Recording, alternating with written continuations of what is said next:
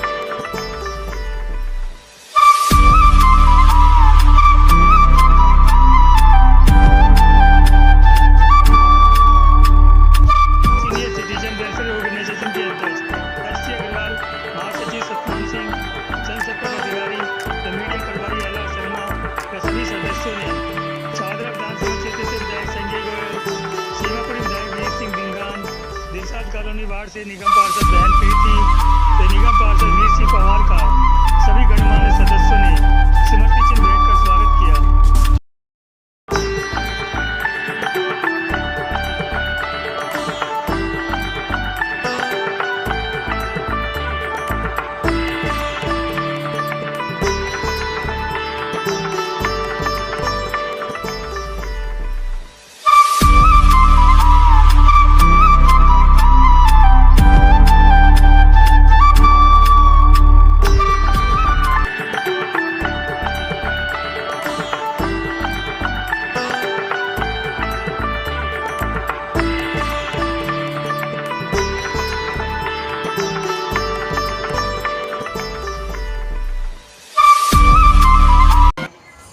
मेरे अपने साथी भाइयों बहनों,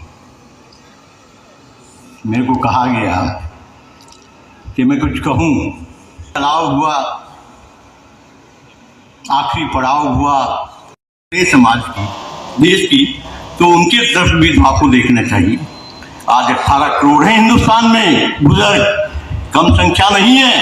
कई स्टेट तो ऐसे हैं जहाँ पर 15 से 20% में भी एक प्रतिनिधि की मैं तारीफ के बगैर नहीं रह सकता। मिस्टर पवार की जब भी इस दिल्ली के लोग उनके पास जाते हैं तो हर समय उनके साथ रहते हैं। जिनकी वजह से ये कार्यक्रम यहाँ जो आप सेलिब्रेट करते हैं, बहुत बहुत बधाई हो।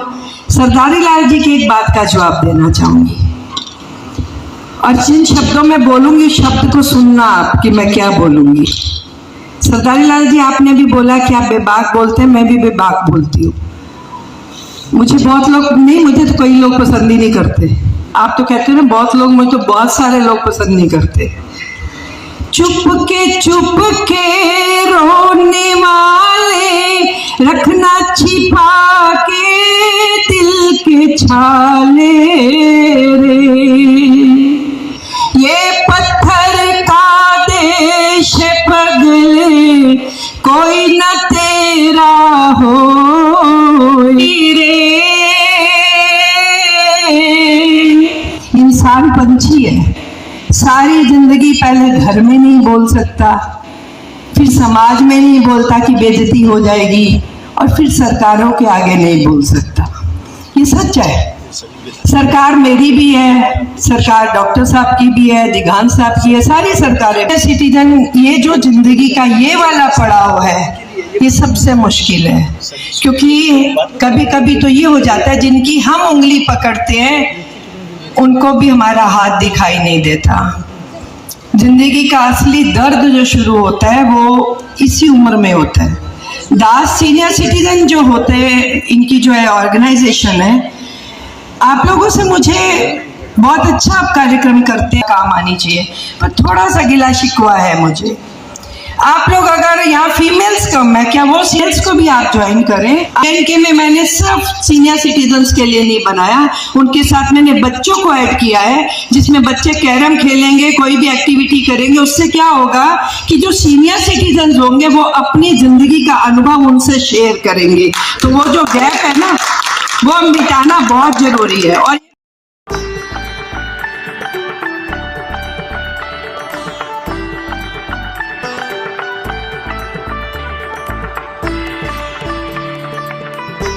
अवसर पर मुख्य अतिथियों ने दास सीनियर सिटीजन वेलफेयर के अध्यक्ष SC अग्रवाल, महासचिव सतनाम सिंह व LR शर्मा व वरिष्ठ नागरिक खेल प्रतियोगी विजेताओं को अवार्ड देकर सम्मानित किया।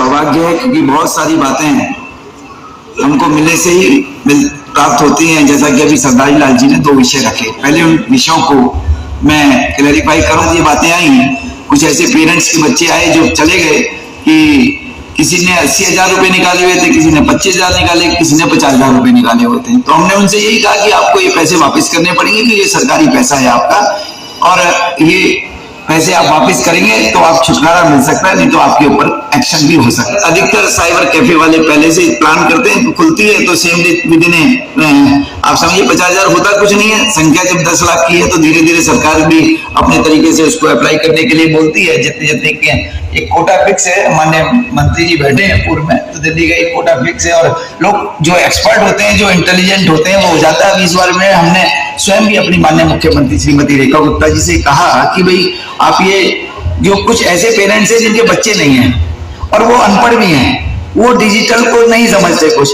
तो उसमें विधायक के माध्यम से भी अप्लाई हो जाए तो हम लोगों को भी आसानी होगी कि उनको हम चिन्हित करके कर सकते हैं। क्योंकि जहां बच्चे उनके एक्सपर्ट हैं, पढ़े लिखे हैं, वो रात को बैठते हैं, तो ये कहीं ना कहीं थोड़ा बहुत एक समस्या है। इसको हम भी कोशिश कर रहे हैं, लेकिन देश के यशस्वी प्रधानमंत्री श्री नरेंद्र मोदी जी ने पूरे देश के अंदर डिजिटल लागू किया, तो आजकल ना विधायक के पास कोई राइट है, ना आपके माननीय सांसद जी के पास है, तो वो स्वयं जो है अप्लाई करना होता है। तो उसमें समस्या उन पेरेंट्स को आती है, जो मतलब बुजुर्ग उनको आती है जिनके पास में बच्चे नहीं है, बच्चे पढ़े लिखे नहीं। जब हमें समय चाहिए तो बच्चों को पास समय कहाँ होगा, जैसा सिखाओगे वैसा सीखेंगे। तो इसीलिए ये हमारा दायित्व बनता है कि हम समय पर बच्चों को साथ में बैठे, और जो हमारे युवा हैं, आपके बेटे हैं, तो बेटों को भी कहिए एक आदर्श परिवार। देखिए इस समय राष्ट्रीय स्वयंसेवक संघ का शताब्दी वर्ष चल रहा है, और शताब्दी सुनेंगे बच्चों की क्या इच्छाएं, या बच्चों को आपके बारे में नहीं पता लगेगा तो कैसे संभव होगा। उसके लिए दिन प्रतिदिन बैठना, उनके साथ भोजन पर बैठना, या 15 मिनट 20 मिनट मोबाइल फोन को साइड में रखकर बात करना, ये सब बातें करेंगे तो मैं समझता हूँ एक आदर्श परिवार बनेगा। और आज का जो किया हुआ है वो कल 25 साल के बाद जब देखेंगे, 20 साल के बाद जब वो युवा बच्चे जो बड़े होंगे तो उनको एक लगेगा भी, और वो तब ना तो आपको जो वरिष्ठ नागरिक आश्रम की जरूरत है, कहते हैं ना कि बड़े उनको आश्रम में पिता को भेज दिया गया, ये माँ को भेज दिया गया, तो वो तभी 100% बंद हो जाएंगे। और वो तो मात्र 0.1% की बात है, पर लेकिन 0.1% को अखबारों के माध्यम से ऐसे बढ़ा चढ़ाकर दिखाया जाता है जैसे हमारे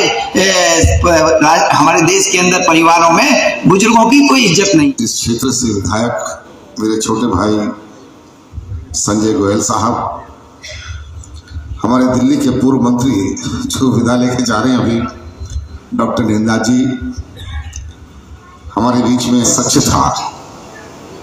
ये बात अलग है कि हमारे नौजवान साथी विधायक संजय गोयल से आते, लेकिन सच कड़वा होता है। मैं अपने एरिया में देखता हूं, क्योंकि थोड़ा जहां हम बैठे हैं ये एरिया कुछ और है, जिस एरिया को मैं डील करता हूं वो एरिया कुछ और है। वहां ज्यादातर पुनर्वास कॉलोनी है, झुग्गी झोपड़ी है, गांव है, कुल मिलाकर के बहुत लोअर कैटेगरी के लोग वहां पर कांप जाता है, दिल हिल जाता है उनकी बातें सुन करके। मैं किसी एक सरकार को नहीं कह रहा हूं, हाँ एक बात जरूर कहूंगा कि अब से 25 साल पहले पेंशन के लिए कभी किसी को वेट नहीं करना पड़ता था, और ना ही ये सुना कि इसके लिए कोई कोटा निर्धारित है, जो कोटा फुल हो जाएगा या उसमें से कम हो जाएगा तो और फार्म भरेंगे, ये बात भी पहले नहीं थी। सीनियर सिटीजन की अनदेखी इस समय हो रही है। क्यों हो रही है मुझे पता है, माफ करना आप में से मैं भी आपकी श्रेणी में आता हूं कि मुझे और आपको इतना फर्क नहीं पड़ता। ला करके आपने यहाँ जिंदा दिल्ली कायम की है, चाहे वो खेल कूद के या कुछ सुना करके या कुछ करके आपने यहाँ जो सम्मानित जो भाई हमारे हुए हैं, वास्तव में आपकी ये मेहनत, आपका ये लगन, आपका इस उम्र का तजुर्बा लेकर के जो आप आगे यहाँ के पात्र आ रहे हैं, मैं सबका सम्मान करते हुए काम हो जाए। नहीं तो मैं तो ये भी कहूँगा कि हमारे क्षेत्र में बहुत बुजुर्ग हैं, लेकिन किसी न किसी मुझे धरने में बैठना पड़ेगा, ये स्टेज भी आ सकती है। उससे पहले कि मैं ऐसा काम करूं, सरकार से हाथ जोड़ के प्रार्थना है मेरी कि आप हमारे बुजुर्गों की तरफ आप देखिए और बहुत नम्रता के साथ में। सीनियर सिटीजन ग्रुप जो है हमारा दिलशाद गार्डन का, सबसे पहले तो उनके सभी सम्मानित सदस्यों का हम धन्यवाद करेंगे और उनको शुभकामनाएं बधाई भी देंगे। इतना सुंदर कार्यक्रम इन्होंने यहाँ आज दिलशाद गार्डन रवाचिन इंटरनेशनल स्कूल में किया है। खेल प्रतियोगिताएं साल भर में करते हैं, चाहे जैसे चेस है, चाहे कार्ड्स की है, चाहे आपके दौड़ है, या अलग अलग जो जिस तरह से ये खेल प्रतियोगिताएं करते हैं उनके को भी इन्होंने अवार्ड दिए हैं। तो मैं ये एक अच्छा कार्यक्रम, एक अच्छा संदेश है जो the senior citizen group Dilshad garden ने सभी के सामने प्रस्तुत किया है। जो उन्होंने समस्याएं बताई हैं वो समस्याएं, देखिए ये समस्या है, जहाँ तक की बात है इन्होंने समस्या जो बताई पेंशन की समस्या ऑलरेडी मैंने इनको क्लैरिफाई कर दिया। जिनकी KYC नहीं हुई, सिर्फ उन्हीं बुजुर्गों की पेंशन रुकी है, बाकी सभी की पेंशन आ रही है। और दूसरी बात, अभी 17 सितंबर को 50,000 लोगों की पेंशन हमारी दिल्ली की मुख्यमंत्री रेखा गुप्ता जी ने खोली थी, तो उसमें जिन्होंने डिजिटली रजिस्ट्रेशन कराया उन सबको अवश्य उनको मिलेगी। और कुछ दिनों के बाद जब उनकी वेरिफिकेशन का समय लगता है 3 से 4 महीने का, उसमें होने के बाद में आनी चालू हो जाएगी। जो कार्यक्रम है उसके बारे में देखिए, कार्यक्रम तो बहुत सुंदर रहा और कार्यक्रम में जो बातें यहाँ सीनियर सिटीजन के माध्यम से रखी गई वो बहुत ही इंपॉर्टेंट बातें रखी गई। कई सालों से सीनियर सिटीजन की ग्रांट जो बंद पड़ी है उस पर सरकार को ध्यान देना चाहिए। पेंशन की बात तो मैं ये कहना चाहता हूँ, अभी इन्होंने ऐलान किया था कि 17 सितंबर को नरेंद्र मोदी जी का जन्मदिन है और उस दिन पे हम पेंशन शुरू कर देंगे, लेकिन अफसोस की बात इतने महान नेता के जन्मदिन पर ऐलान करने के बाद आज तक पेंशन के फॉर्म नहीं बने हैं। ये दुख की बात है। हम तो सरकार से अनुरोध कर सकते हैं और आशा करते हैं कि सरकार को सद्बुद्धि दे भगवान और इन सीनियर सिटीजन की बात को अमल करे, सुने की जो समस्याएं हैं उन पर ध्यान दें। दास सीनियर सिटीजन के 16वें वार्षिक उत्सव पे आज यहाँ पर आना हुआ। निश्चित तौर पर मैं कह सकता हूँ कि दिलशाद गार्डन के क्षेत्र में सबसे बड़ी संस्था जो वरिष्ठ नागरिक उनकी है। वरिष्ठ नागरिकों के अधिकारों के बारे में, वरिष्ठ नागरिकों को मनोरंजन के लिए, वरिष्ठ नागरिकों की कोई भी समस्या के लिए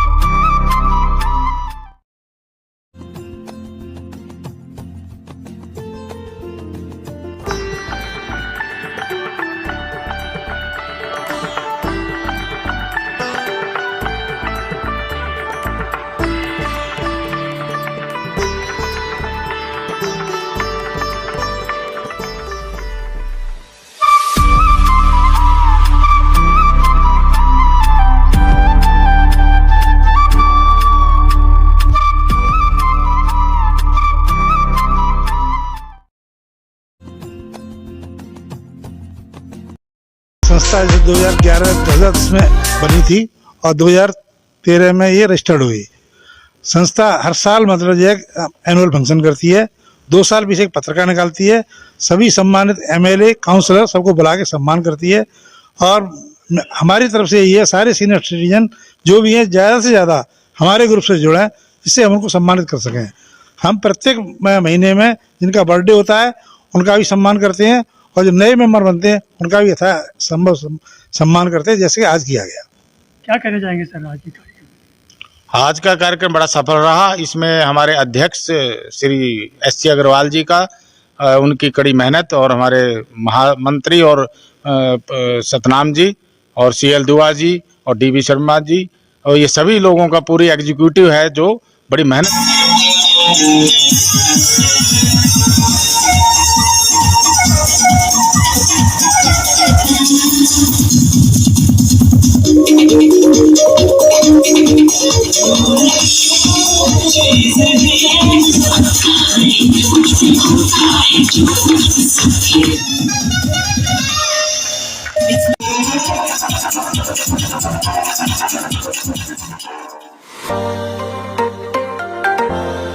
से कार्यक्रम किया और बड़े सफल कार्यक्रम नाम से आज मना और यहाँ पर तमाम हमारे वरिष्ठ नागरिक सदस्य उसमें शामिल हुए और हमारे क्षेत्र के जनप्रतिनिधि उसमें उन्होंने भी अपना समय कीमती समय निकालकर यहाँ पर उपस्थित हुए।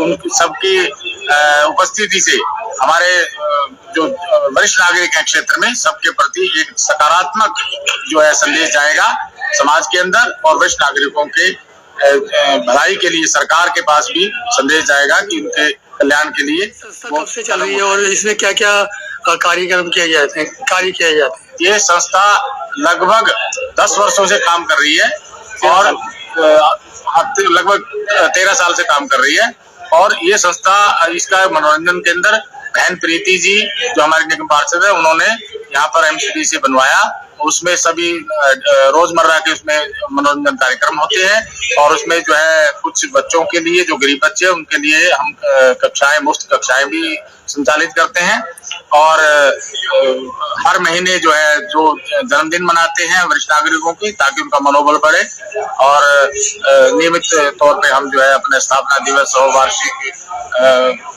आम सभा होती है उन सब कार्यक्रमों को। जिस तरीके से आज कल जो देखा जा रहा है, क्या समस्याएं आ रही हैं बुजुर्गों में और बच्चों में?